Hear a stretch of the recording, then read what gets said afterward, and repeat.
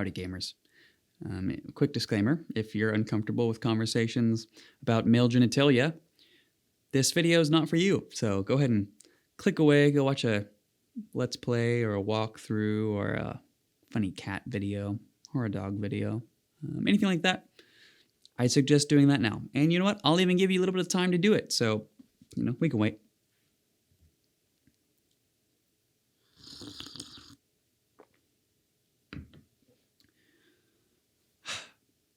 Cool. Are they gone? Perfect. All right. Now it's just you and me. We're talking about balls.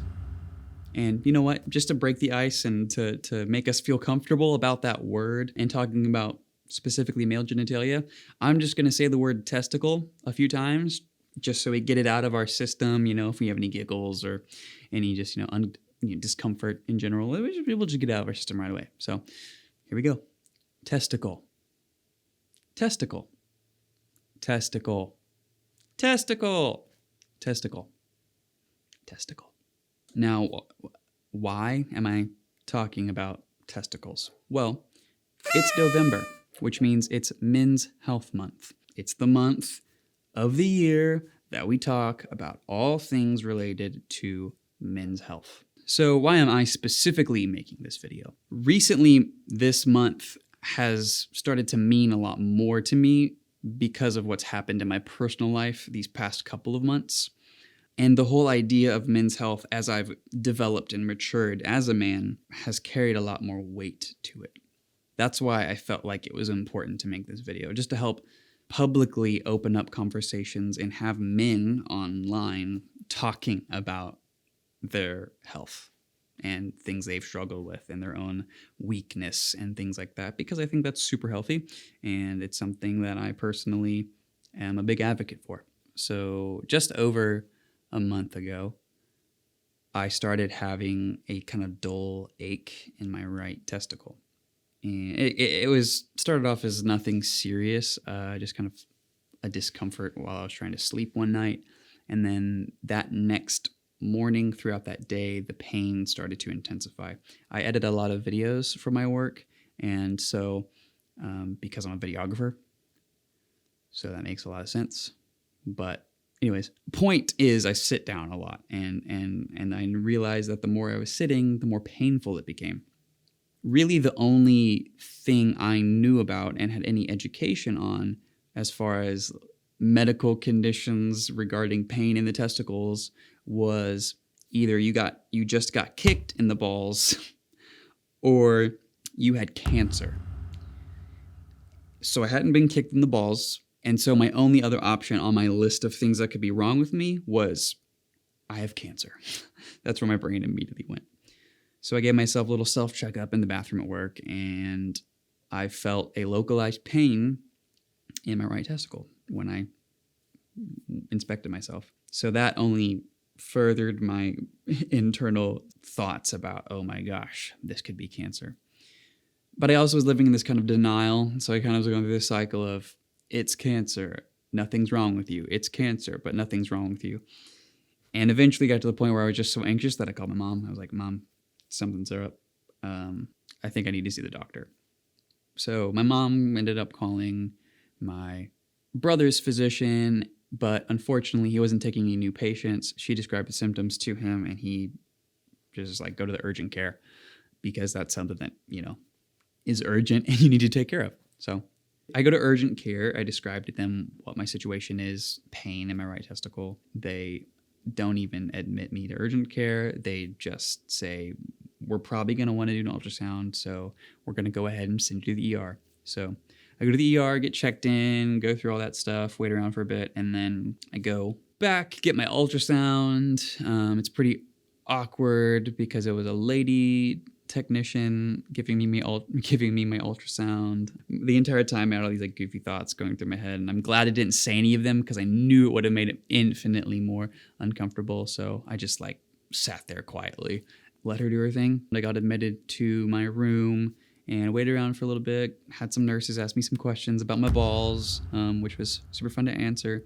And then the doctor came in. he had enough forethought to basically immediately say it's not cancer, which I am very thankful for because we were on the same wavelength, I think, especially because, that's all I could have possibly ever imagined it to be in my brain was cancer. So it's not cancer, but we did see on your ultrasound that you have what's called varicocele. So what varicocele are is an enlarged vasculature in your testicles or scrotum. That's another fun word, scrotum. For the majority of people who have varicocele, they are asymptomatic. There's no problems whatsoever. And I think that's probably why it's not talked about more, is because the majority of people who have it aren't symptomatic.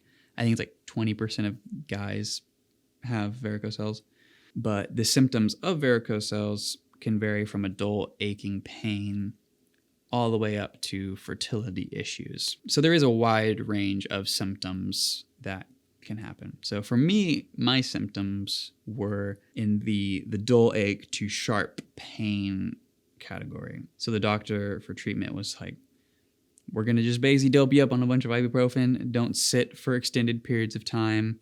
Don't stand for extended periods of time. Don't do any extreme physical activity. Don't have sex, all these things. And so I'm basically like, well, what do I do? What do I do? Basically just lay down, I guess.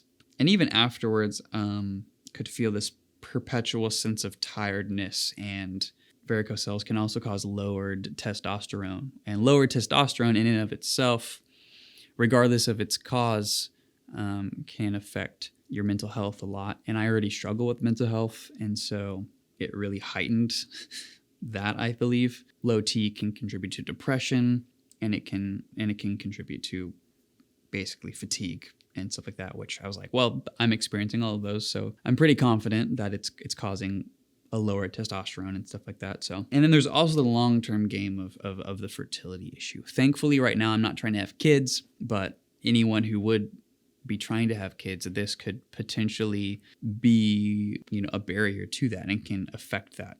I was reading an article actually that apparently 1/3 of men who struggle with fertility issues also have varicocele. So there is a lot of, I think, evidence to support that, if you are having fertility issues and you haven't been diagnosed with varicocele, that may be something you might even want to look into. I'm not a professional, I'm not a physician or whatever, but I mean, it's something to consider. I know I've mentioned mental health and depression and things like that. And if that's something that you experience yourself, I'd like to take some time just to encourage you to seek professional counseling and help for that, because it's a serious thing, and your mental health is something that you should not take lightly. With all this information about my own personal life and my own personal story, I hope that no matter who you are, whether you have a penis and balls or not, you know that your health matters. It matters to you personally, and it also matters to the community that surrounds you.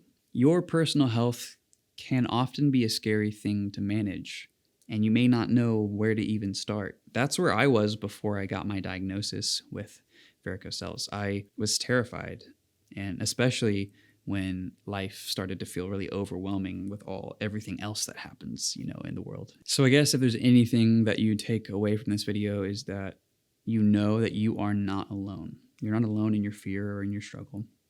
There are people like me out there who find it just as hard to take ownership of their own health, and that help is out there. It may take a little bit of courage to start those conversations, but know that if you need help, it's out there.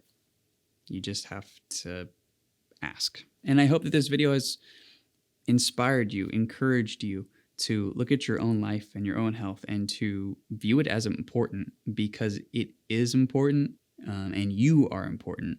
Literally, if that's the only thing you take away from this video, that's all I care about. And also, I hope that you feel comfortable saying the word testicle in public. And even more importantly, like and subscribe to this video. God. It seems so weird to ask you to do that after trying to be authentic and be open and just real with you. But honestly, if you find stuff like this helpful, and you want more of that in your life, let me know by hitting that like button and subscribing, and hopefully I'll be able to produce more freaking content like this that can, you know, open your eyes to new things and help start conversations about things that I believe are really important. Anyways, thanks for watching. Hope you take care, and I'll see you in the next one.